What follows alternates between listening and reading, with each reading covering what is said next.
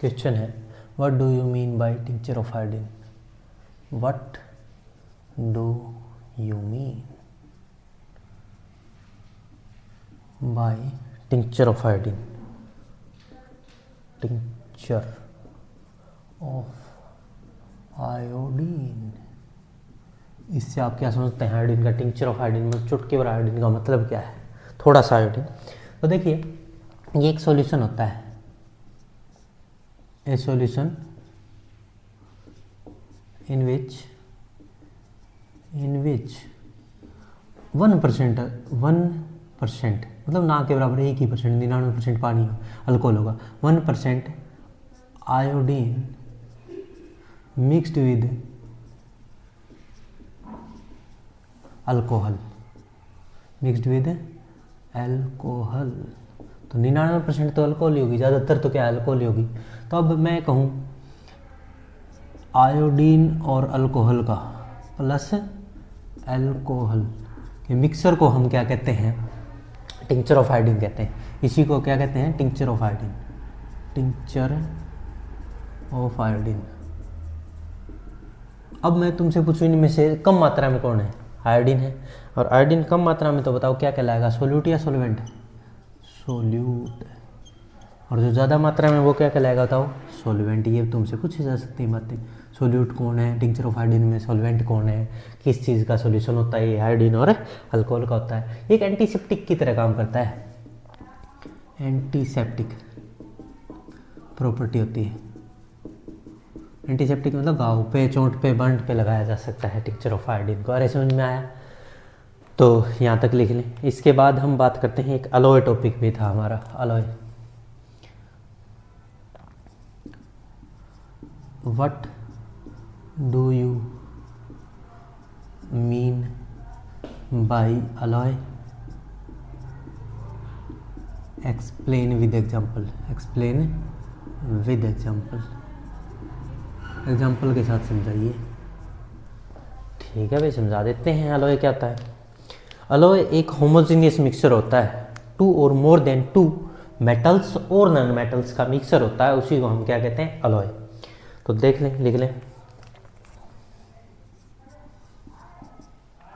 तो लिखें alloy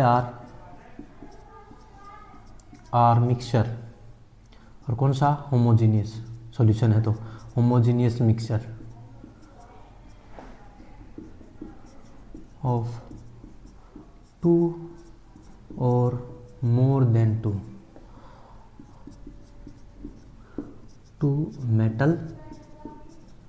metals और non metals. They are can not be separated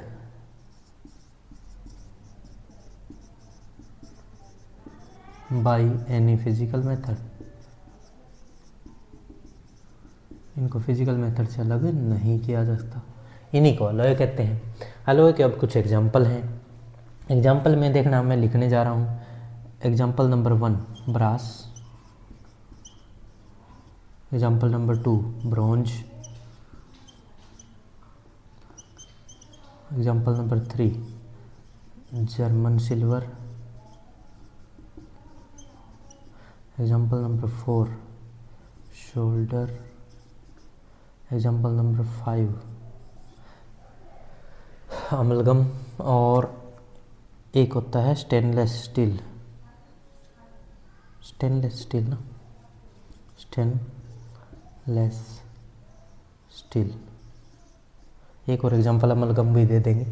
अब ये सुनते जाओ किस किस के मिक्सचर होते हैं। ब्रॉन्ज जो मिक्सचर है वो है जिंक और कॉपर का,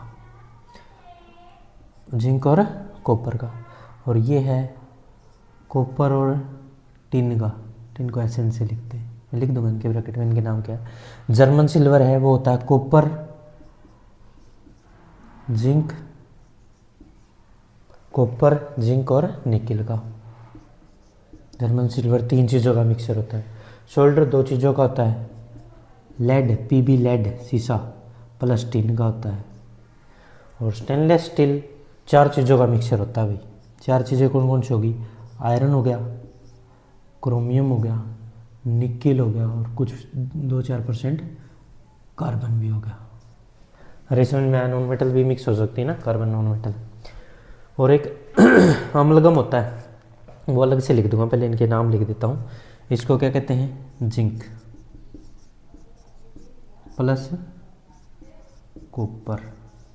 जिंक प्लस कॉपर से बनता है brass, bronze. Copper plus tin, ऐसे से टिन को लिखते हैं, ठीक है, copper plus tin.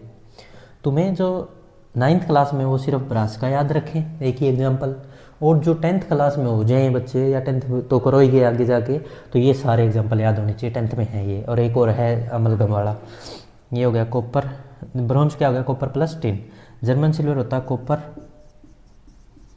Plus zinc plus nickel, plus nickel, ठीक है भाई। निकल। ये होता है सोल्डर, होता है लेड और टिन, LEAD, लेड, शीशा प्लस टिन, ठीक है। और ये स्टेनलेस स्टील जो तुमने बहुत बार सुना होगा घरों में भी, iron plus chromium plus nickel plus carbon, ये इन सब का मिक्सचर होता है। अरे समझ में आया? एक अमलगम है, वो मरकरी के साथ कोई भी मेटल, मरकरी को HG से लिखते हैं, अमलगम।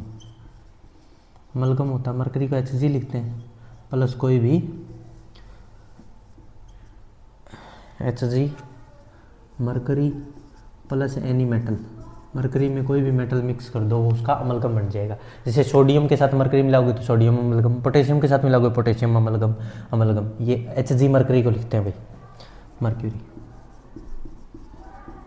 मरकरी प्लस मेटल, ठीक है। तो इस तरह से हमने alloy topic, what do you mean by tincture of iodine और what do you mean by alloy, और विद एग्जांपल उसको एक्सप्लेन कर दिया। एक या एक से ज़्यादा मेटल या नॉन मेटल आपस में मिक्स होकर एक नई चीज़ बना लेती है, उसी को अलॉय कहते हैं, मिश्र धातु कहते हैं। अरे समझ में आया? यहाँ तक ये नोट कर लो जल्दी से, फिर आगे बढ़ते हैं। लिखा? लिखो लिखो, सही चल रहा है, आवाज़ आ रही है, बढ़िया। अब हम बात करते हैं इससे आगे सैचुरेटेड और अनसैचुरेटेड सॉल्यूशन। सैचुरेटेड सॉल्यूशन क्या होता है, अनसैचुरेटेड क्या होता है, क्या सैचुरेटेड को अनसैचुरेटेड भी बनाया जा सकता है, ऐसे क्वेश्चन भी तुमसे पूछे जाएंगे, वो मैं बता देता हूँ। तो लिखें, ये रफ कर दूँ भाई, लिख लिया होगा सभी ने, नोट कर लिया होगा, बहुत बढ़िया। आगे बढ़ते हैं।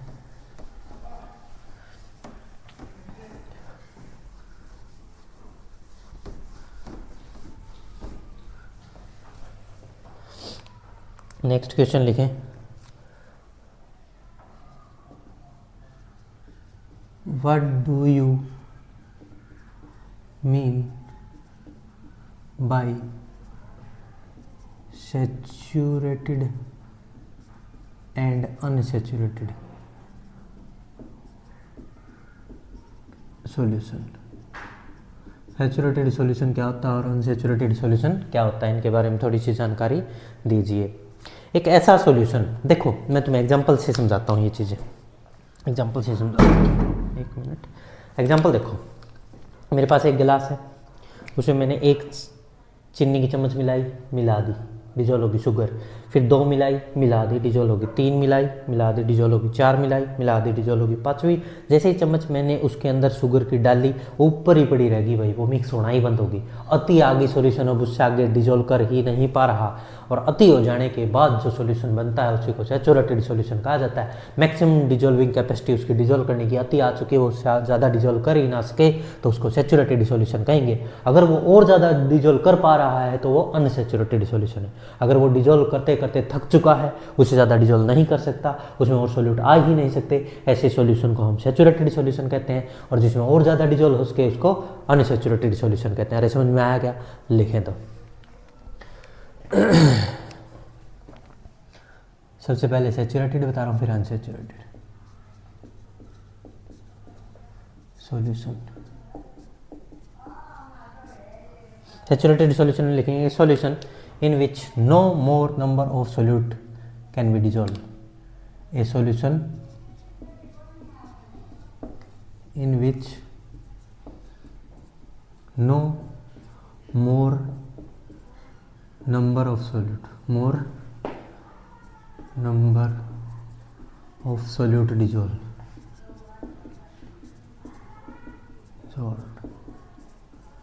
is known as saturated solution। जिसमें और सोल्यूट ऐड ही ना हो सके उसको सैचुरेटेड सॉल्यूशन कहा जाता है। एक पर्टिकुलर टेम्परेचर पे no more solute number of solute dissolve at particular temperature लिख देना, is known as saturated solution. और अनसैचुरेटेड में डिजोल्व हो जाए।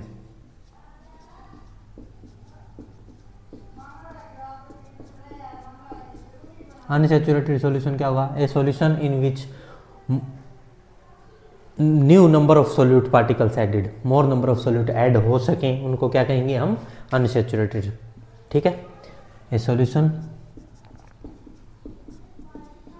in which more number of solute particle can be added or dissolve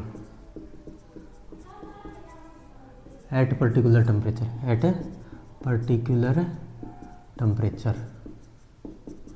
एक particular temperature पे dissolve हो जाए उसको क्या कहते हैं? Unsaturated solution. ठीक है, अब मेरे से किसी ने क्वेश्चन पूछ लिया क्या अनसैचुरेटेड या सैचुरेटेड को अनसैचुरेटेड बनाया जा सकता है? भाई उसमें डिजोल्व करने की कैपेसिटी मैक्सिमम हो चुकी है, वो उससे ज़्यादा डिजोल्व नहीं करा, वो सैचुरेटेड है, क्या उसको अनसैचुरेटेड बनाया जा सकता है? यस, बनाया जा सकता है। कैसे? By increasing temperature. जैसे मेरे पास एक गिलास है, इसके अंदर सैचुरेटेड सॉल्यूशन, सैचुरेटेड मतलब ये इससे ज़्यादा डिजोल्व कर ही नहीं पा रहा और इसमें ऐड शुगर या सॉल्ट कभी ऐड हो ही नहीं सकता, इसकी मैक्सिमम डिजोल्विंग कैपेसिटी आ चुकी थी। ये कैसा सॉल्यूशन था? सैचुरेटेड सॉल्यूशन था। और मेरे को इसको अनसैचुरेटेड बनाना, तो मैं क्या करूँ बताओ? टेम्परेचर इंक्रीज कर दूँ, ये क्या बन जाएगा? अनसैचुरेटेड बन जाएगा। कारण बताते हैं, रीज़न बताते हैं इस चीज़ का क्यों हुआ ऐसा।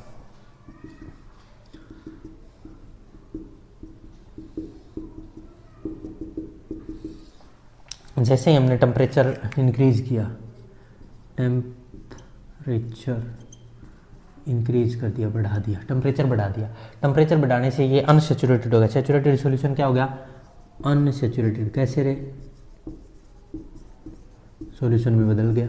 ऐसा क्यों हुआ? जो इनके बीच में पार्टिकल्स का गैप था वो बहुत ही कम रह गया था, पार्टिकल्स का गैप था वो बहुत ही कम रह चुका था, क्योंकि हर जगह पे जो भी गैप थे उनके बीच में क्या आ चुका था? पहले सोल्यूट पार्टिकल आ चुके थे। इनके बीच में क्या आ चुके थे? हर जगह सोल्यूट पार्टिकल इंटर कर चुके थे, बहुत ज़्यादा सोल्यूट हमने मिला दिया था, उसी को सैचुरेटेड कहा था। जैसे ही टेम्परेचर राइज करेंगे तो इनके बीच की काइनेटिक एनर्जी बढ़ेगी, पार्टिकल को इनके बीच का जो स्पेस है वो बढ़ जाएगा, इनके बीच में गैप इंक्रीज हो जाएंगे। क्या हो जाएंगे? गैप इंक्रीज हो जाएंगे। और गैप इंक्रीज होने की वजह से इसमें और नंबर ऑफ सोल्यूट ऐड हो सकते हैं। क्या हो सकते हैं? और मोर नंबर ऑफ सोल्यूट ऐड हो सकते हैं। और नंबर ऑफ सोल्यूट ऐड हो जाए उसको अनसैचुरेटेड सॉल्यूशन कहते हैं। टेम्परेचर बढ़ाने से इनके बीच का गैप बढ़ गया पार्टिकल के, और वो सैचुरेटेड से अनसैचुरेटेड बन गया। अरे समझ में आया क्या? सैचुरेटेड सॉल्यूशन और अनसैचुरेटेड सॉल्यूशन। यहाँ तक कोई डाउट है क्या किसी को? हाँ भाई बोलो। सैचुरेटेड को हम अनसैचुरेटेड सॉल्यूशन में कन्वर्ट कर सकते हैं। आया समझ में सभी को? अब एक तो कोलॉइड की टेबल बाकी है और कंसंट्रेशन टॉपिक बाकी है, वो भी अभी कर लेते हैं थोड़ी सी देर में। ये नोट करो जल्दी से। लिखा भाई सभी ने? चलिए तो हम आगे स्टार्ट करते हैं इससे, सैचुरेटेड अनसैचुरेटेड सॉल्यूशन से आगे स्टार्ट करते हैं कंसंट्रेशन टॉपिक। क्या स्टार्ट कर रहे हैं हम? Concentration of the solution. ये इंपॉर्टेंट टॉपिक है, इससे कोई एक दो न्यूमेरिकल क्वेश्चन भी तुमसे पूछे जा सकते हैं। देखना भाई, एडिंग है कंसंट्रेशन। क्या एडिंग है? Concentration of the solution. Concentration क्या होती है? कंसंट्रेशन ऑफ सॉल्यूशन क्या है? देखना, कितने नंबर ऑफ सोल्यूट या अमाउंट ऑफ सोल्यूट डिजोल्व है किसी सॉल्यूशन में, कितना सोल्यूट डिजोल्व है किसी सॉल्यूशन में, उसी को उसकी कंसंट्रेशन, सॉल्यूशन की क्या कहा जाएगा? कंसंट्रेशन। जैसे मेरे पास दो गिलास है, एक गिलास ये रहा, एक गिलास ये रहा, मैंने इसमें भी चीनी डाल दी, शुगर डाल दी, ठीक है, और इसमें भी शुगर डाल दी, मैंने इसमें 5 चम्मच शुगर डाली और इसमें 1 चम्मच शुगर डाल दी। अब मैं तुमसे पूछूं, बताओ बताओ इनमें से ज़्यादा मीठा कौन है? 5 चीनी शुगर डाल के इसमें डिजोल्व कर दी और इसमें 1 ही चम्मच चीनी डाली है, शुगर डाली है, बताओ इनमें ज़्यादा मीठा कौन है? ये ज़्यादा मीठा कहोगे तुम और ये कम मीठा कहोगे। मतलब जिसमें ज़्यादा चीनी, जितनी शुगर ज़्यादा, जितना सॉल्ट ज़्यादा, जितने ज़्यादा सोल्यूट की मात्रा उसी को ज़्यादा कंसनट्रेटेड बोला जाता है, और जिसमें कम है शुगर की या सॉल्ट की मात्रा उसको कम कंसनट्रेटेड बोला जाता है। कंसनट्रेटेड का मतलब है नंबर ऑफ सोल्यूट किस में ज़्यादा, number of solute, number of solute किस में ज़्यादा, उसी को क्या कहा जाता है? कंसंट्रेशन। तो देखना, the amount of solute, the amount of solute present in the solution is known as concentration of solution,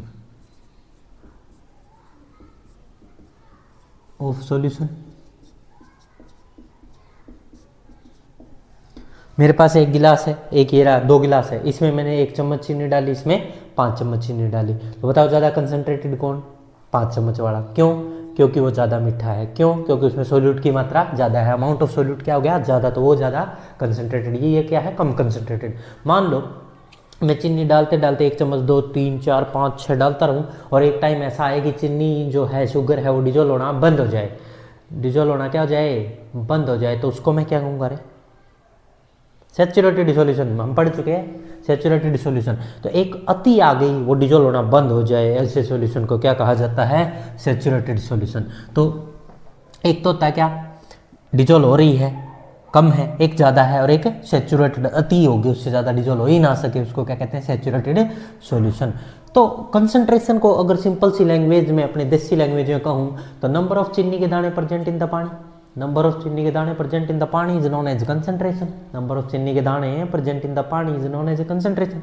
तो amount of solute present in the solution is known as क्या? कंसंट्रेशन। तो ये बात समझ में आ गई भाई सभी को, कंसंट्रेशन क्या होती है। अब तुम्हारे सामने एक ये रहा, एक ये रहा बिकर, और एक ये रहा, 3, इसमें 1 चम्मच,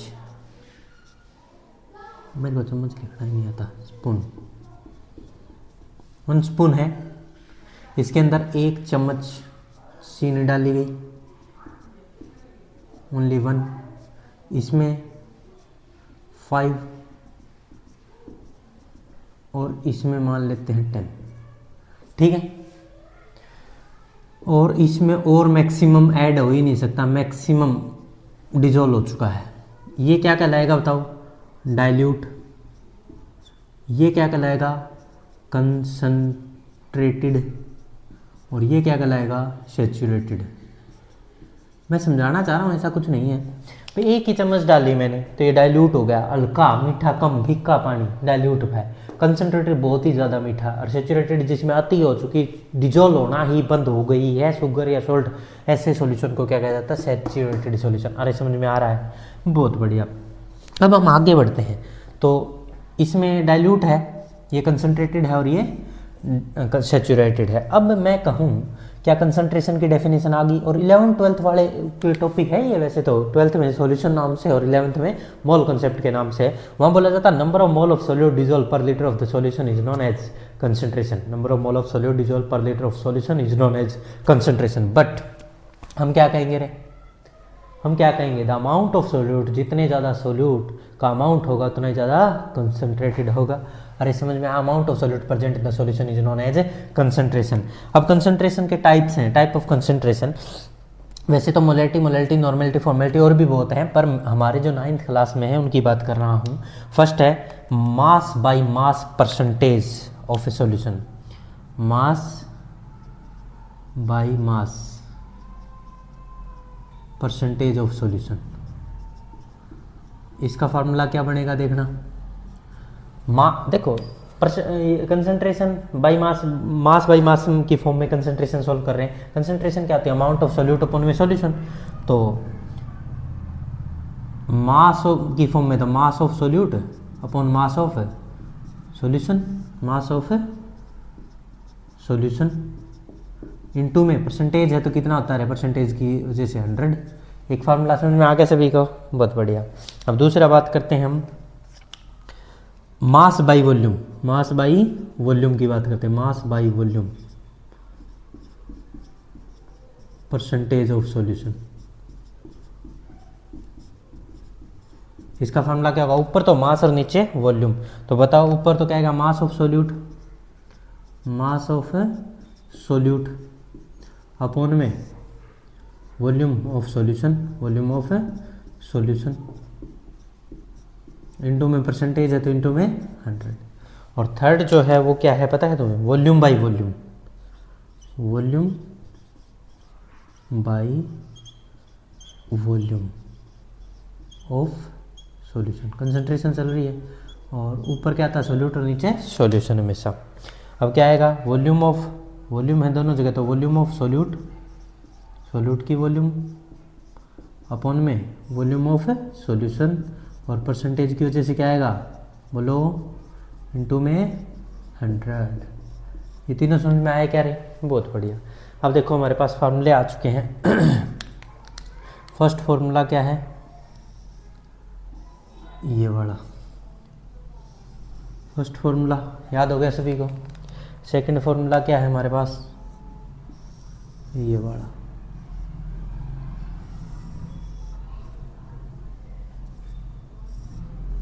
याद हो जाना चाहिए। हाँ भाई सभी को याद है। ऊपर क्या आएगा रे? सोल्यूट, चाहे वो मास हो चाहे वॉल्यूम हो, किसका ऊपर लेना है? सोल्यूट का। और नीचे क्या रखना है बोलो? सॉल्यूशन का, चाहे वो वॉल्यूम हो चाहे मास हो। अरे समझ में आ रहा है?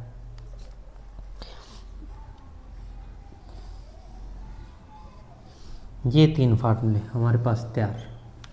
तो मास बाई मास परसेंटेज की फॉर्म में मास अपॉन मास ही आएगा सोल्यूट अपॉन सॉल्यूशन का। मास बाई वॉल्यूम तो मास अपॉन वॉल्यूम आ जाएगी solute upon solution.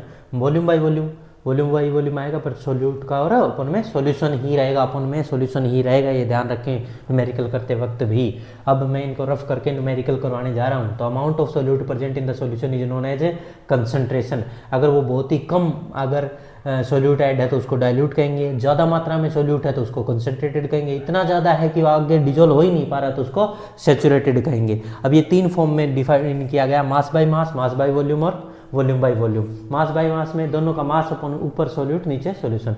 Mass by volume में ऊपर मास नीचे वॉल्यूम, सोल्यूट अपॉन सॉल्यूशन।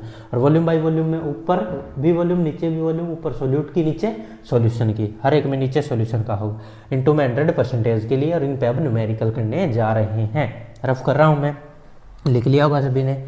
चलिए तो अब न्यूमेरिकल स्टार्ट होते हैं कंसंट्रेशन के। और ये न्यूमेरिकल सभी को आने चाहिए, छोटे छोटे हैं, बहुत ही अच्छे न्यूमेरिकल हैं। ये फार्मूले तुम्हारे सामने थे, अब इन्हीं से रिलेटेड कुछ न्यूमेरिकल करवा दिए जाएंगे तुम्हें। ठीक है, तो देखो भाई न्यूमेरिकल क्या है। फर्स्ट न्यूमेरिकल लिखते हैं, एनसीईआरटी का ही न्यूमेरिकल है। A solution contains, a solution contains 40 gram of 40 gram of common salt in 320 gram of water. 320 gram water में 40 ग्राम सॉल्ट प्रेजेंट है। Calculate the concentration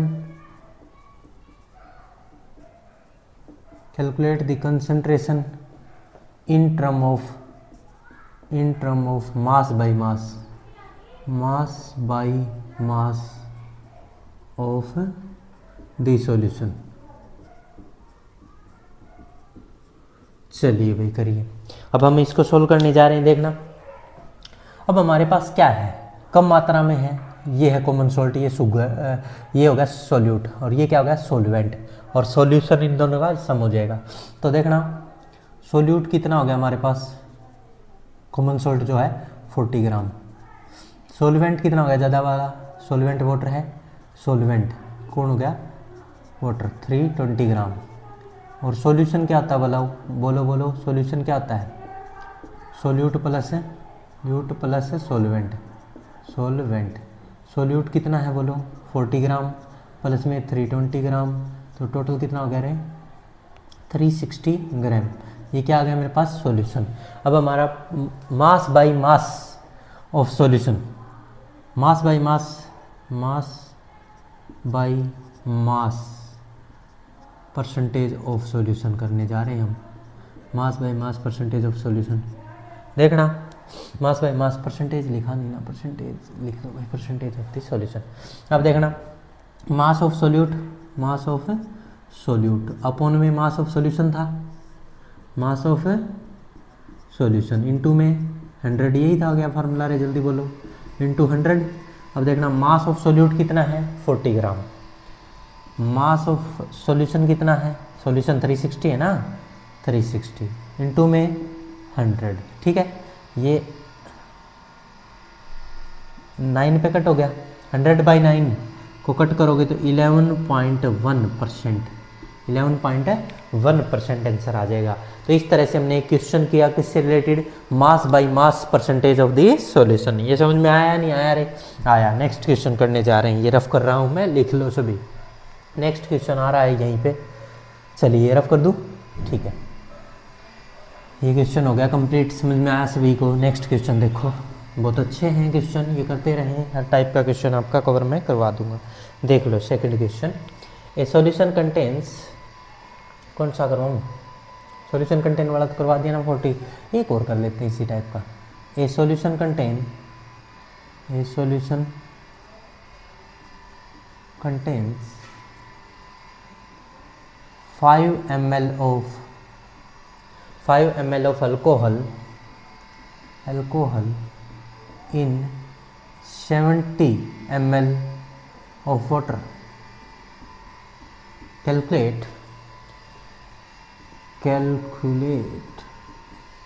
volume by volume,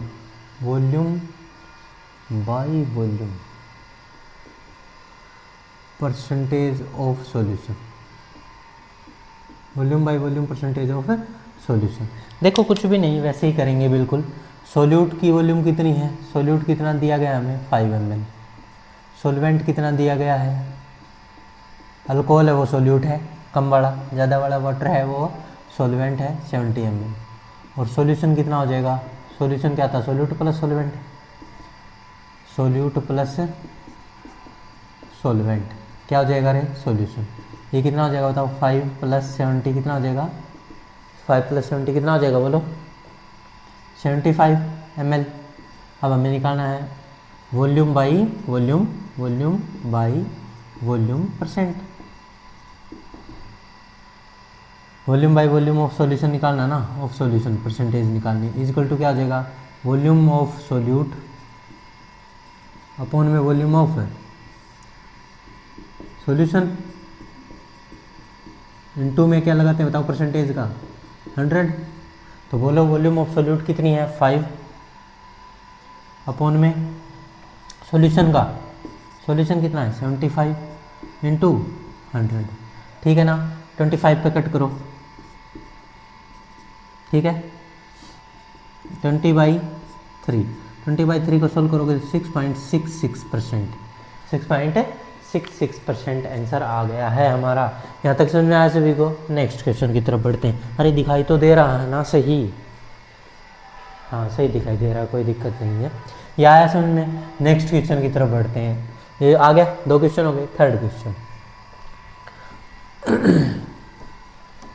बिल्कुल simple question होते हैं, बस आपको थोड़ा सा सोचना है और आंसर आ जाएगा। नेक्स्ट देख लो भाई, किस टाइप का क्वेश्चन करवाऊँ, चलो एक और करो। ए सॉल्यूशन कंटेन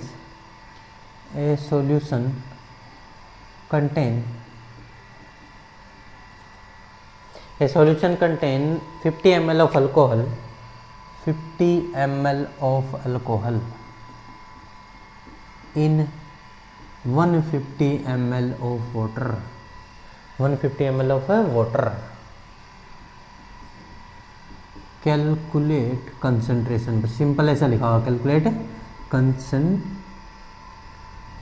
तो अब हम समझ जाएंगे मास बाई मास ही है दोनों, नहीं वॉल्यूम बाई वॉल्यूम है दोनों, वॉल्यूम गिवन है। तो हम क्या करेंगे, परसेंटेज से पहले सोल्यूट कितनी अल्कोहल है 50 ml, और सोलवेंट दिया है या सॉल्यूशन दिया है, सोलवेंट ही दिया है, कितना 150 वाटर दिया है। और सॉल्यूशन कितना हो जाएगा जल्दी बोलो भाई रे, दोनों को जोड़ दो, सोल्यूट प्लस सोलवेंट, 50 प्लस 150 कितना हो गया रे 200 ml। अब हमें percentage mass by mass, mass by mass percentage की बात करें तो क्या होगा, मास of solute, mass of solute upon mass of क्या होगा, मास ऑफ सॉल्यूशन इनटू में 100 इंटू 100। बताओ मास ऑफ सोल्यूट कितना है 50, मास ऑफ सॉल्यूशन कितना है बोलो, मास ऑफ सॉल्यूशन 200 इंटू में 100, 25%। कोई डाउट है इसमें? आगे बढ़ते हैं नेक्स्ट क्वेश्चन की तरफ। ये समझ में आया नहीं आया रे, आ गया सभी को समझ में। नेक्स्ट क्वेश्चन करते हैं लिख लेना साथ साथ भाई, सिंपल सिंपल क्वेश्चन है 9th क्लास के, लिखते रहें और क्वेश्चन की तरफ आगे बढ़ते रहें।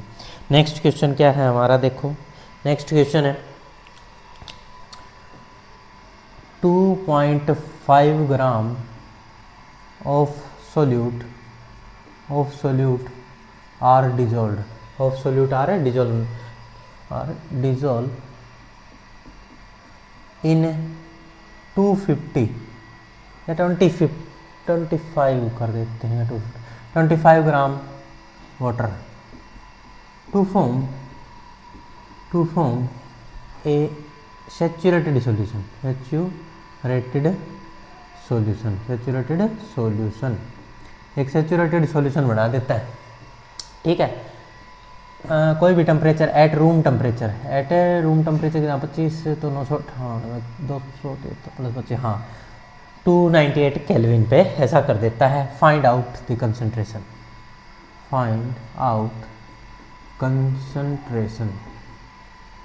Of the solution, concentration of the solution, solution की कंसंट्रेशन बताइए इसी टेम्परेचर पे। चलो करते हैं। अब हमारे पास क्या सोल्यूट है, सोलवेंट है, सब कुछ तो है ही, बचा क्या, ये रूम टेम्परेचर वगैरह वगैरह ये मूर्ख बनाने के लिए दिया गया है, इसका कोई मतलब नहीं होता। उसी टेम्परेचर पे बताओ, ये बताओ हमें तो सोल्यूट से मतलब है कितना 2.5 ग्राम और सोलवेंट गिवन है कितना 25 ग्राम, टू फॉर्म में सैचुरेटेड हाँ। और सॉल्यूशन कितना है, सॉल्यूशन कितना हो गया 25 प्लस 2.5 ये हो गया 27.5 ग्राम। ठीक है, बोले ठीक है। अब हमें क्या निकालनी, percentage of mass by mass, concentration निकालनी ना, कंसंट्रेशन का फॉर्मूला लिख दो, मास of solute upon mass of solution into में 100। मास ऑफ सोल्यूट कितना 2.5 ग्राम, सॉल्यूशन का 27.5 इंटू 100। चलो भाई अब इसको कट करना स्टार्ट करो और आंसर निकालो, मेरे को नहीं पता कैसे निकालोगे। हाँ भाई कैसे निकालोगे बोलो, सोल्व करो।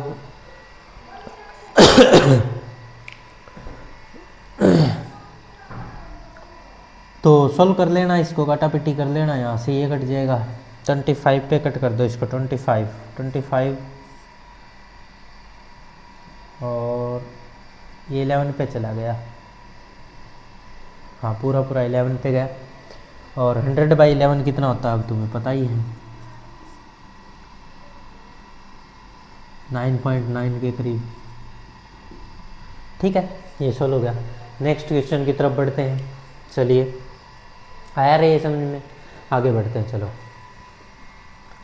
लिख लेना साथ साथ सभी।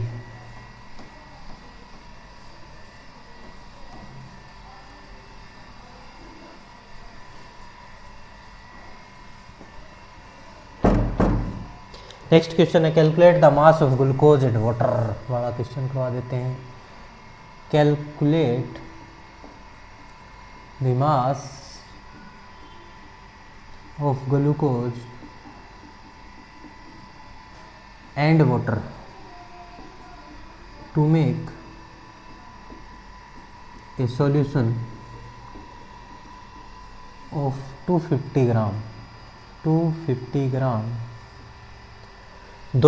ग्राम हमें क्या बनाना है, एक सॉल्यूशन बनाना है 250 gram solution make a 250 gram make a solution 250 gram of 25% concentration 25% concentration. ठीक है, तो तुम करो कंसंट्रेशन और बस यही है, पता करो ग्लूकोज कितना है और उसमें वाटर कितना है। अब तुम्हें क्या क्या दिया गया देखना है, एक तो सॉल्यूशन का पता है कितना ग्राम सॉल्यूशन है, सॉल्यूशन पता है कितना ग्राम है 250 ग्राम है। ठीक है, परसेंटेज गिवन है, कंसंट्रेशन कितनी गिवन है, कंसंट्रेशन की परसेंटेज गिवन है 25%। ठीक है, अब है ना हमारे पास जो कंसंट्रेशन का फॉर्मूला वो देखो, कंसंट्रेशन की जो परसेंटेज है उसका फॉर्मूला क्या है, परसेंटेज कंसंट्रेशन क्या आता है, mass of solute upon mass of solution into 100 यहाँ कितना है 25 equal to mass of solute हमें पता नहीं, वो निकालना है मास ऑफ सोल्यूट, सॉल्यूशन का पता है, मास ऑफ सॉल्यूशन कितना है 250 इंटू में 100। ठीक है, अब देखो अब मास ऑफ सोल्यूट निकालो यहाँ से, मास ऑफ सोल्यूट ये तो मल्टीप्लाई आ जाएगा, वो डिवाइड है, ये इधर आके ये तो मल्टीप्लाई हो जाएगा और वो डिवाइड हो जाएगा 25 इंटू में 250 अपॉन 100, ये एक जीरो कट गई 625 अपॉन 10, ये आ गया 62.5 ग्राम। क्या आ गया ये सोल्यूट का मास आया हमारे पास, सोल्यूट मतलब ग्लूकोज का, तो मास ऑफ ग्लूकोज ही था ना सोल्यूट, मास ऑफ ग्लूकोज आ गया हमारे पास, सोल्यूट वही था, सोल्यूट कहो या ग्लूकोज कहो एक ही बात है। तो मास ऑफ ग्लूकोज क्या आ गया, ग्लूकोज या सोल्यूट इक्वल टू 62.5 ग्राम। कोई डाउट है? अब मास ऑफ वाटर भी निकालना। अब बताओ टोटल 250 था, 250 में से ग्लूकोज का घटा दो, बाकी क्या बचेगा रे, वाटर ही बचेगा। अब हम यहाँ आते हैं देखना, solute plus solvent equal to solution, solution हमें गिवन ही था 250, सोल्यूट मैंने अभी भी निकाल लिया, सोल्यूट या ग्लूकोज एक ही बात है 62.5 प्लस में सोलवेंट। तो बताओ सोलवेंट कौन है, वाटर है ना, तो वाटर का निकल जाएगा यहाँ से, सोलवेंट क्या आ जाएगा जल्दी बोलो रे, सोलवेंट क्या आ जाएगा बोलो, 250 में से कितना माइनस कर दूँ, 62.5 माइनस कर दूँ तो कितना आ जाएगा 187.5 ग्राम।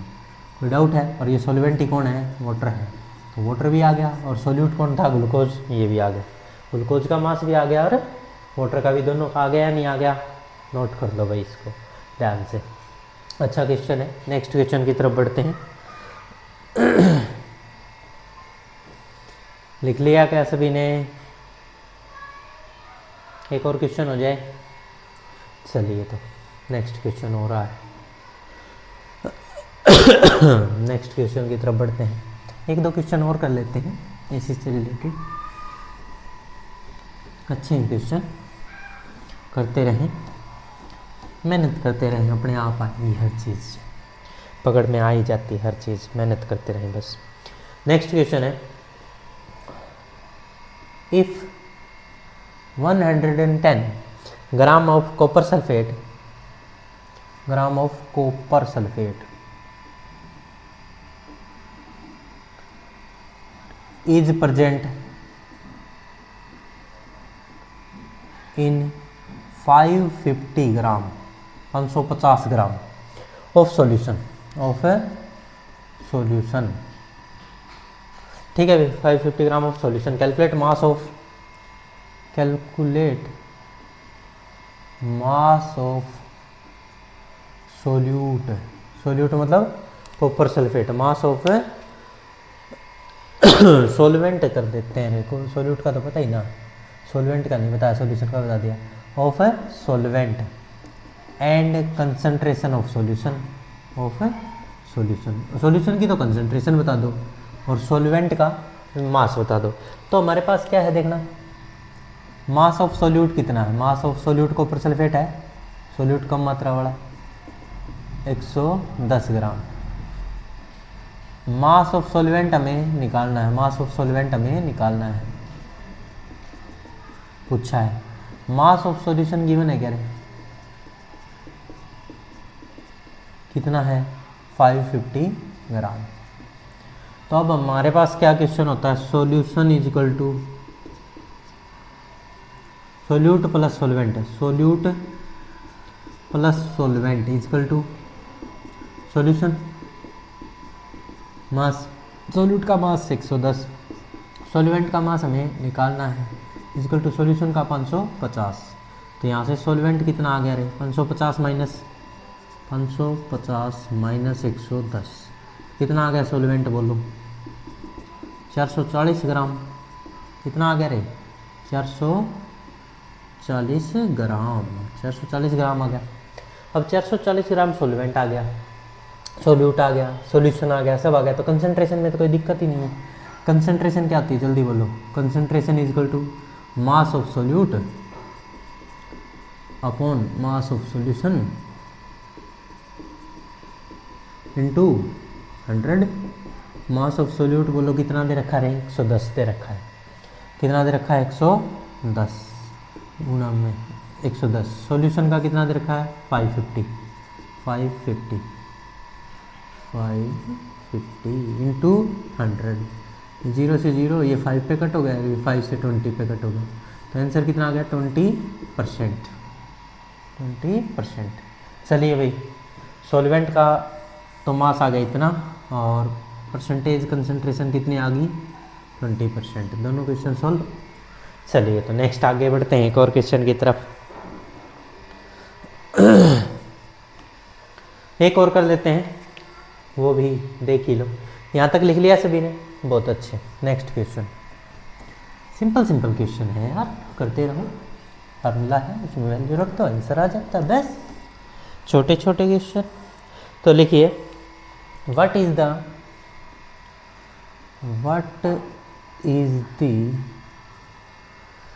the mass percentage, mass percentage कह लो या mass by mass percentage of solvent, mass by mass percentage of solvent, mass by mass percentage of solvent when 50 gram of oxygen dissolved, 50 gram of oxygen dissolved in a solvent to form 450 gram of the solution, to form 450 gram of the solution, to form 450 gram of solution। कितना solution बना लिया 450 ग्राम। देखो solution का wait दे दिया, solute का दे दिया, solvent का पूछ लिया, ठीक है। तो सोल्यूट कितना है हमारे पास बोलो, सोल्यूट मतलब ऑक्सीजन कितनी है 50 ग्राम, सॉल्यूशन कितना है 450 ग्राम, सॉल्वेंट हमें निकालना है। तो solution is solute plus solvent is equal to solution होता ना, यही सिखाया मैंने।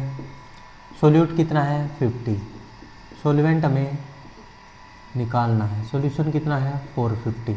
यहाँ से सॉल्वेंट क्या आ जाएगा बोलो, सॉल्वेंट इजिकल टू 450 माइनस 50 क्या आ जाएगा 400 ग्राम। क्या है हमारे पास सॉल्वेंट, जो भी सॉल्वेंट है वो 400 ग्राम है। और सॉल्वेंट का ही मास परसेंटेज देखो, यहाँ क्वेश्चन अलग है, सोल्यूट का निकालते थे हर बार, क्योंकि बार किसका पूछा उसने सॉल्वेंट का, किसका पूछा है सॉल्वेंट का। और 50/450 मत कर देना, अब सॉल्वेंट का मास अपॉन में सॉल्यूशन का, तो मास by mass percent of solvent निकालना है। क्या हो जाएगा बताओ, मास ऑफ सॉल्वेंट जिसका पूछे उसी का, mass of solvent upon mass of solution into, क्या ऐसे करेंगे? नहीं, सॉल्वेंट का पूछा ना, तो यहाँ सॉल्यूशन की जगह क्या आ जाएगा? सॉल्वेंट आ जाएगा। यहाँ क्या आ जाएगा? सोल्यूट, और इनटू में 100। तो देखना मास ऑफ सोल्यूट तो कितना 50 अपॉन 400 करना पड़ेगा। अरे 50/400 करना पड़ेगा आपकी बार मेरे को। अरे समझ में आ रहा है क्या? परसेंटेज ऑफ सॉल्वेंट निकालना, मास by mass percentage of solvent है। सॉल्वेंट निकालना तो भैया सॉल्वेंट ही लिया जाएगा, और नीचे तो हमेशा ही क्या आएगा? सॉल्यूशन। और यहाँ कितना आएगा? 400/450 इंटू में 100। देखो 400 है ना सॉल्वेंट, रखो बस और कट कर दो 5 पे, 800/9। अब ये कितने पे गया बताओ? 8 पे गया ना, 9 8 72, 8.8%। ये आंसर आ गया भाई 88.8%। तो इस तरह से हमने ये क्वेश्चन को कंप्लीट कर लिया। अरे समझ में आया? तो ये सारे क्वेश्चन इस टाइप के कंप्लीट हो जाते हैं कंसंट्रेशन से रिलेटेड। अब नेक्स्ट टॉपिक स्टार्ट करते हैं, केमिकल और फिजिकल चेंजेस। ये लिख लें जल्दी से।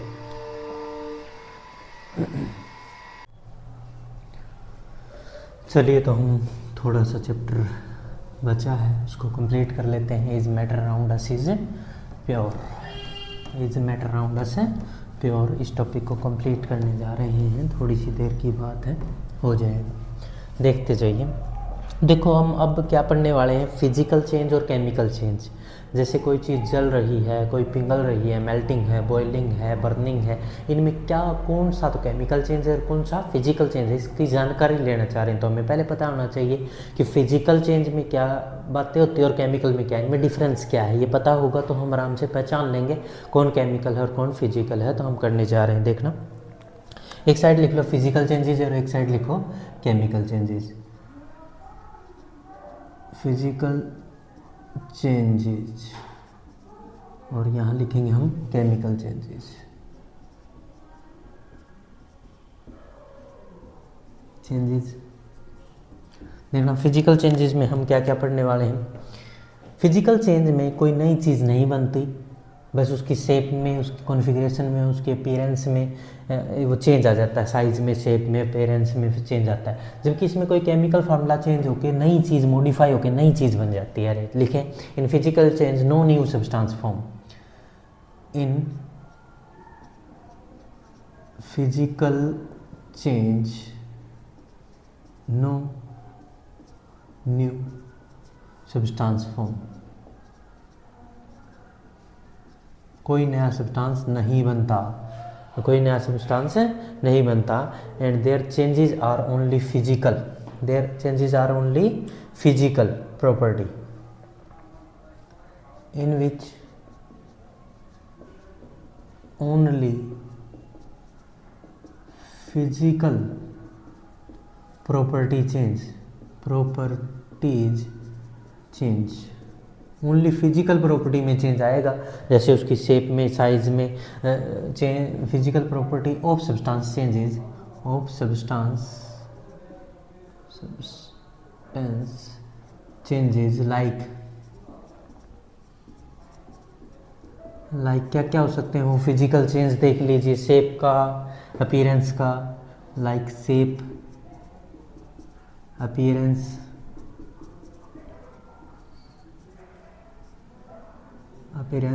साइज एक्सेट्रा, ये चीज़ें बदलेंगी बस इसमें, ठीक है। और इसके अंदर कोई नो आइडेंटिटी लूज, कोई भी आइडेंटिटी लूज नहीं होगी, no identity lose of substance की कोई आइडेंटिटी चेंज नहीं होगी। और ये इरिवर्सिबल है या रिवर्सिबल है? रिवर्सिबल है, इसको वापस भी किया जा सकता है क्योंकि इसमें नई चीज़ तो बनी ही नहीं, वो वापस भी हो सकती है। रिवर्सिबल होता है ये, रिवर्सिबल मतलब रीगेन इट्स शेप अगेन, अपनी पोजीशन को, रीगेन इट्स पोजीशन लिख लें, अपनी पोजीशन को वापस रिगेन कर सकता, अपनी शेप को रिगेन कर सकता, नॉर्मल फॉर्म में आ सकता है, regain it's normal form again, it's a normal form लिखें और भी अच्छा है, नॉर्मल फॉर्म अगेन, अपनी नॉर्मल फॉर्म में वापस से आ सकता है। कोई फिजिकल चेंज हुआ तो, केमिकल हो जाएगा तो नहीं आ पाएगा। ठीक है, अब देखते हैं केमिकल चेंजेस में क्या होगा, बताना रहे। केमिकल चेंजेस में, इन केमिकल चेंजेस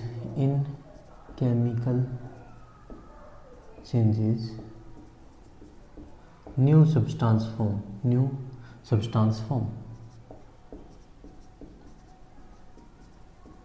नई चीज बन जाएगी भाई, in which chemical properties change of substance change, उसकी केमिकल गुण ही चेंज हो जाएगी, केमिकल कंपोजिशन ऑफ सब्सटेंस बदल जाएगी, केमिकल कंपोजिशन चेंज होती है। यहाँ केमिकल कंपोजिशन क्या रहती है, सेम, यहाँ क्या होती है, सेम केमिकल कंपोजिशन।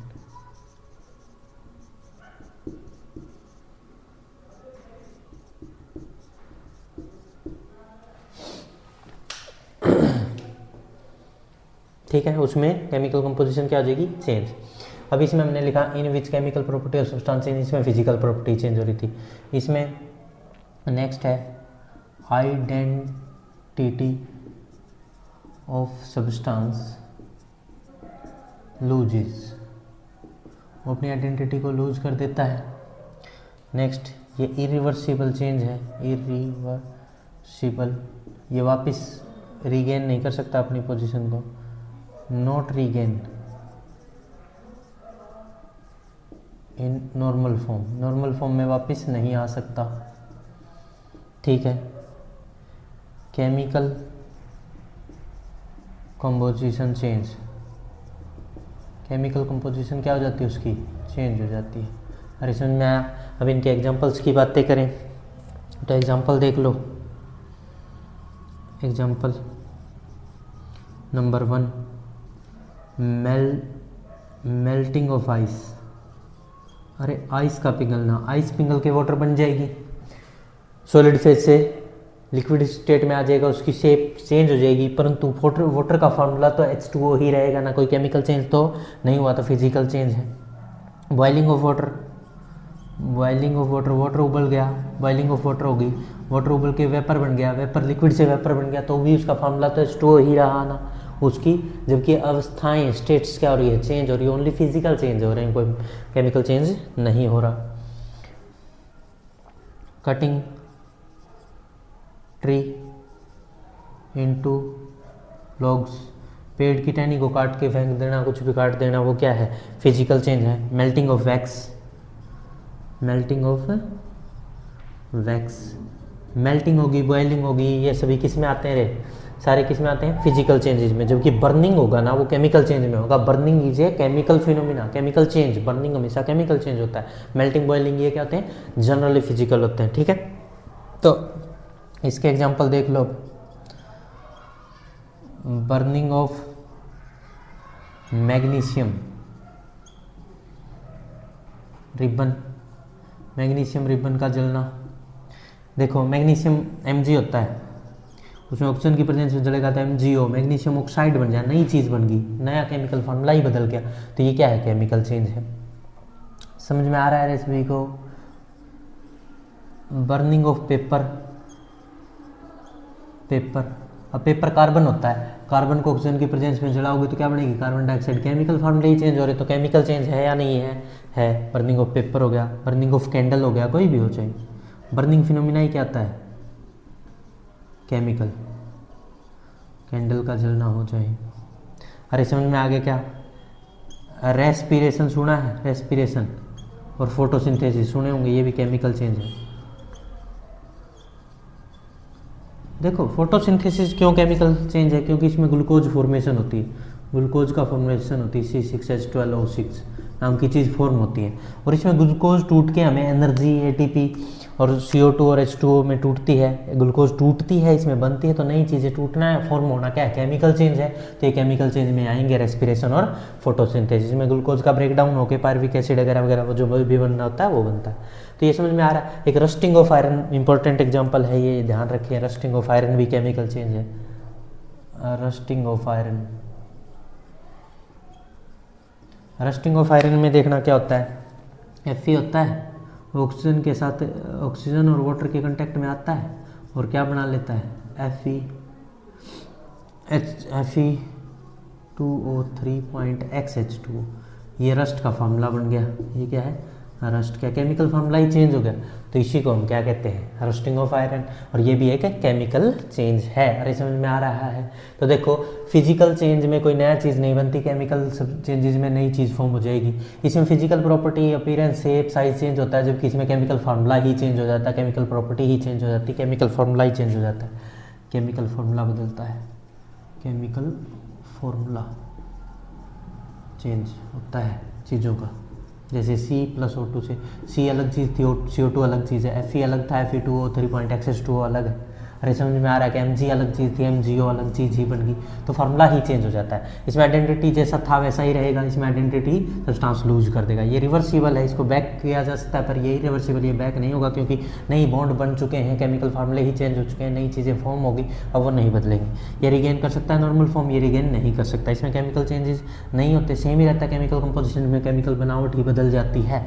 अरे समझ में आया। मेल्टिंग, बॉइलिंग किसी की भी हो, कटिंग हो, ये सब किस में आते हैं, फिजिकल चेंज में। जबकि बर्निंग एक ऐसा फिनोमेना जो केमिकल चेंज में, क्योंकि CO2 वगैरह वगैरह गैसेज निकलनी स्टार्ट हो जाती हैं। रेस्पिरेशन भी एक तरह का जलना ही है, फूड का ग्लूकोज को जला के ऑक्सीजन की प्रेजेंस में CO2, वाटर और ATP एनर्जी और ये ले लेते हैं। फोटोसिंथेसिस में ग्लूकोज बना लेते हैं, CO2, वाटर और क्लोरोफिल की यूज से हम क्या बनाते हैं, ग्लूकोज बनाते हैं। तो ये सारे क्या हैं, केमिकल चेंजेस। ये क्या है, फिजिकल चेंजेस। अरे समझ में आया, केमिकल और फिजिकल चेंज बहुत बढ़िया। आगे बढ़ते हैं, लिख लो इनको। अब हम आगे बढ़ते हैं, कुछ बातें करते हैं और भी। NCERT की एक एक लाइन कवर होनी चाहिए, और भी एक्स्ट्रा क्वेश्चन भी। तुम्हें कंपटीशन एग्जाम भी देने हैं, तो तुम्हारे हर टाइप के क्वेश्चन भी क्लियर होने चाहिए भाई। देखो आगे। अब मैं तुम्हें कुछ बातें बता रहा हूँ जो इम्पोर्टेंट है, इसी चैप्टर में कुछ NCERT में डिस्कशन है इनके बारे में। एक होता है डिस्पर्जन फेज और एक होता है डिस्पर्जन मीडियम। एक होता है डिस्पर्जन फेज और एक होता है डिस्पर्जन मीडियम। डिस्पर्जन फेज वो होता है जिसको डिसोल्व होना किसी चीज़ में, और डिस्पर्जन मीडियम वो होता है जिसके अंदर होना है। देखो कोलोइडल सॉल्यूशन हमने पढ़ा था, 1 से 1000 नैनोमीटर के बीच में जिनकी साइज की पार्टिकल साइज रेंज हो उनको कोलोइड कहते हैं, बिल्कुल सही। अब कोलोइड के भी कुछ एग्जाम्पल हैं, जैसे फोम है, सोल है, बटर है, मिल्क है, फोम है, एरोसोल है, सॉलिड सोल है, बहुत सारे हैं, जेल है, इमल्सन है, बहुत है। तो उनको हम समझने जा रहे हैं। उनको दो तरीके से समझेंगे, डिस्पर्जन मीडियम और dispersion phase. Dispersion phase as like a solute, जैसे कम मात्रा में होता है उसको तो सोल्यूट कहते थे, ज़्यादा मात्रा वाले को सॉल्वेंट कहते थे, सॉल्यूशन बनता था। ऐसे कोलोइड में इनको सोल्यूट सॉल्वेंट ना कह के क्या कहते हैं, डिस्पर्जन फेज और dispersion medium. Dispersion phase like a solute and dispersion medium like as a solvent. Solvent की तरह डिस्पर्जन मीडियम एक्ट करेगा, सॉल्यूट की तरह डिस्पर्जन फेज एक्ट करेगा। मैं थोड़ा सा बता देता हूँ, देख लो। एक होता है डिस्पर्जन फेज और एक होता है डिस्पर्जन मीडियम। डिस्पर्जन फेज और dispersion medium. Dispersed phase, dispersed phase क्या है देखना। डिस्पर्स्ड फेज लाइक किसकी तरह मान ले रहे, लाइक सोल्यूट। और डिस्पर्जन मीडियम को क्या मान लेंगे, डिस्पर्जन मीडियम को डिस्पर्स्ड मीडियम लाइक सॉल्वेंट। ये किसकी तरह एक्ट करेगा, लाइक सॉल्वेंट।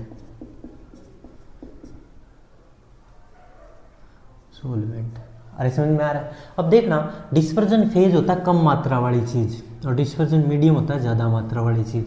और कम वाले को हम सोल्यूट कहते हैं और ज़्यादा वाले को हम सोलवेंट कहते हैं। लाइक हमने कहा बिल्कुल सोल्यूट सोलवेंट नहीं कहीं, उस जैसा मान लें, बस समझ लें अब इस चीज़ को। तो मैं आगे समझा रहा हूँ।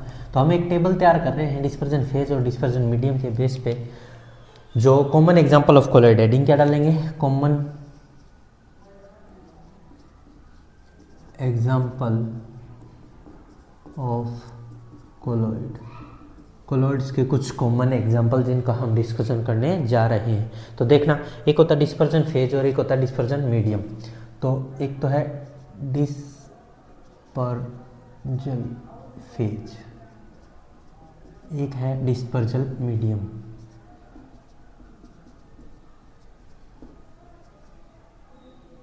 डिस्पर्स्ड कह देते हैं, डिस्पर्स्ड फेज और डिस्पर्स्ड मीडियम।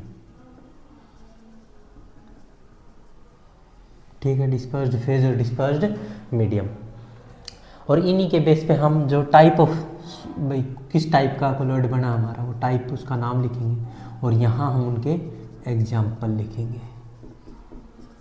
ठीक है, यहाँ पे इनके एग्जाम्पल लिखेंगे। अब देखो हमारे पास क्या क्या है, ध्यान से देखते रहें। लिक्विड, सॉलिड और गैस, तीन ही चीज़ हैं। लिक्विड है, सॉलिड है और गैस है। लिक्विड है, सॉलिड है और गैस है। लिक्विड में अगर गैस मिल जाए तो इसको एरोसोल कहते हैं। इस कोलॉइड का नाम क्या है, एरोसोल। क्या नाम है इसका, एरोसोल लिखेंगे नाम। सॉलिड में अगर गैस मिल जाए तो इसको भी एरोसोल ही कहते हैं। और गैस में अगर लिक्विड मिल जाए तो इसको फोम कहते हैं। गैस में अगर लिक्विड मिल जाए तो इसको फोम कहते हैं। तो बताओ, सबसे पहले गैस, लिक्विड, देखो ये कम मात्रा है, ये ज़्यादा है। गैस ज़्यादा है, लिक्विड कम है, तो इसको हम कहते हैं एरोसोल। भाई एयर ज़्यादा है तो उसी के नाम पे एरोसोल बना दिया। सॉलिड भी अगर गैस में मिलेंगे तो भी एरोसोल। क्या नाम है रे, कोलॉइड का नाम क्या है, एरोसोल। यहाँ भी क्या होगा, एरोसोल। और यहाँ क्या होगा बताओ, फोम। अब मेरी बातें सुनना, लिक्विड कम है, गैस ज़्यादा है। डिस्पर्जन मीडियम किसकी तरह है, तरह है बोल रहा हूँ मैं, तरह बिल्कुल नहीं। किसकी तरह है, सोलवेंट की तरह है। और ये किसकी तरह है, सोल्यूट की तरह है। ठीक है ना। तो लिक्विड कम था, गैस ज़्यादा थी, तो एरोसोल बना। एग्जाम्पल दो कोई भी जिसमें गैस ज़्यादा हो और लिक्विड कम मात्रा में। फोग, जो धुंध आती है सुबह, फोग आती है सर्दियों में, वो वाली फोग की बात कर लेते हैं। एग्जाम्पल क्या हो गया इसका, फोग। एक तो फोग हो गया। और बताओ, मिस्ट होता है, धूलकण सुने हो, मिस्ट जो उड़ती है, मिस्ट। क्लाउड, बादल भी गैस ज़्यादा होती है बादल में। तीनों एग्जाम्पल समझ में आए। अब ये तो थे लिक्विड, बादल भी लिक्विड लेके चलते हैं, फॉग भी, मिस्ट भी, ये सब क्या लेके चलते हैं, लिक्विड को लेके चलती है एयर। सॉलिड को लेके चलने वाली एयर, एयर ज़्यादा हो और सॉलिड कम हो, ऐसे एग्जाम्पल दीजिए मेरे को। बताओ, सॉलिड कम हो, धुआं, स्मोक। अरे याद आ गया क्या, स्मोक। और एनसीईआरटी लिखती है ऑटोमोबाइल एग्जॉस्ट, ऑटोमोबाइल एग्जॉस्ट, मतलब गाड़ियों से निकलने वाले धुआं, जो पार्टिकल निकलते हैं उनमें ज़्यादा क्या होती है, गैस होती है और सॉलिड कम होता है। तो वो धुआं ही इनडायरेक्टली कहने का मतलब। गैस तो कम हो, लिक्विड ज़्यादा हो। सुना अरे शेविंग क्रीम, शेविंग क्रीम में लिक्विड ज़्यादा होता है और गैसेस भी होती है उसके अंदर, पर लिक्विड ज़्यादा होता है शेविंग क्रीम। याद हो जाएगी ये एग्जांपल। देखो भाई, गैस मीडियम है तो एरोसोल, गैस मीडियम है तो दोनों ही एरोसोल। और गैस तो फेज हो, कम हो, और मीडियम की जगह लिक्विड हो तो उसको फोम कहेंगे, और शेविंग क्रीम उसका एग्जांपल है। नेक्स्ट, अब आगे बढ़ते हैं। अब हम फिर से लिखते हैं लिक्विड, सॉलिड, गैस। फिर क्या लिख देते हैं, लिक्विड, सॉलिड और गैस। लिक्विड, सॉलिड, गैस फिर से लिख दिया, लिक्विड, सॉलिड और गैस। लिक्विड में लिक्विड मिलाओ, सॉलिड में लिक्विड मिलाओ और गैस में सॉलिड मिलाओ। करो, लिक्विड में लिक्विड मिलाओ तो क्या बनेगा, इमल्सन। लिक्विड, लिक्विड को इमल्सन कहते हैं। क्या कहते हैं, इमल्शन। इमल्शन, ये इंपॉर्टेंट है। इमल्सन, मिल्क इसका एग्जाम्पल है भाई, मिल्क। और फेस क्रीम इसका एग्जाम्पल है, मिल्क। मिल्क में वाटर और ऑयल होते हैं, पर वाटर ज़्यादा मात्रा में। डिस्पर्जन फेज तो इसमें कौन होता है, वाटर।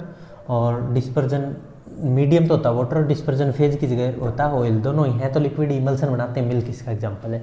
और ऐसे ही फेस क्रीम होती है जो चेहरे पे लगाई जाती हैं, फेस क्रीम, उनके अंदर भी ऐसा ही होता है।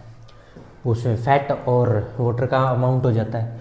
सॉलिड प्लस फिर से लिक्विड मिला, बताओ क्या बनाएगा? सॉलिड प्लस लिक्विड, सोल कहते हैं इसको। सॉलिड प्लस लिक्विड को क्या कहते हैं? सोल। लिक्विड ज़्यादा है सॉलिड कम है, बताओ क्या बनेगा? सोल। इसका कोई एग्जांपल दे सकता है मेरे को? इसका एग्जांपल होता है मिल्क ऑफ मैग्नीशिया और मड, कीचड़, सुना है? कड, मड और milk of magnesia. Milk of magnesia, magnesia, इसका फॉर्मूला आता है MgOH twice, MgOH twice, milk of magnesia और मड। इसके एग्जांपल है इसमें लिक्विड ज़्यादा होता है और सॉलिड कम होता है। अरे ठीक है, अब गैस प्लस सॉलिड मिला दो, गैस प्लस सॉलिड ज़्यादा और गैसेज कम, सॉलिड ज़्यादा और गैसेज कम। देखो सॉलिड प्लस गैस था एरोसोल और गैस प्लस सॉलिड, सॉलिड ज़्यादा है ना, सॉलिड ज़्यादा है तो ये फॉर्म बनेगा। क्या बनेगा? फॉर्म। पहले भी फॉर्म था गैस, वो फॉर्म था गैस प्लस लिक्विड के, फॉर्म जाग थे। और ये गैस प्लस सॉलिड वाला वो स्पंज जैसा नहीं होता रे फॉर्म, स्पंज जैसा फॉर्म, वो वाला फॉर्म है ये, फ़र्क है इन दोनों में। तो स्पंज एग्जांपल दे दे एक, तो स्पंज फॉर्म जितने भी देखते हो तुम, रबर देखते हो, ये सब इसके एग्जांपल है। अरे समझ में आया? नेक्स्ट है, फिर से हम लिखेंगे लिक्विड, सॉलिड और गैस, तो लिक्विड,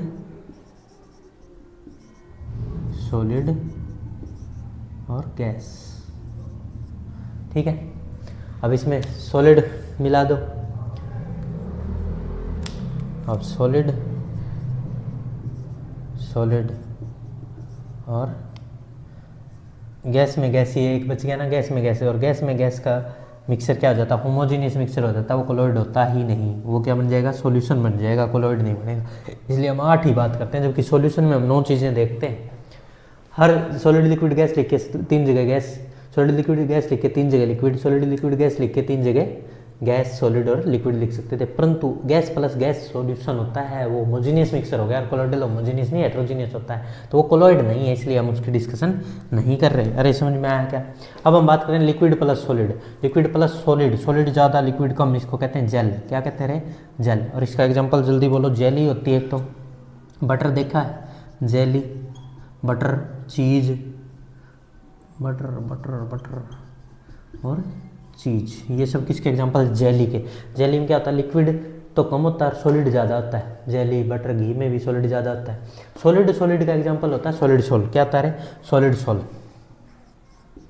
ओ ऐसे नहीं, ऐसे नहीं, इससे लिख रहे हैं ना, सॉलिड सोल। और सॉलिड सोल के एग्जांपल जितने भी अलॉय, तो वो फिर वो हो गया होमोजीनियस हो गया, इसलिए उसका नाम ले लूँगा मैं।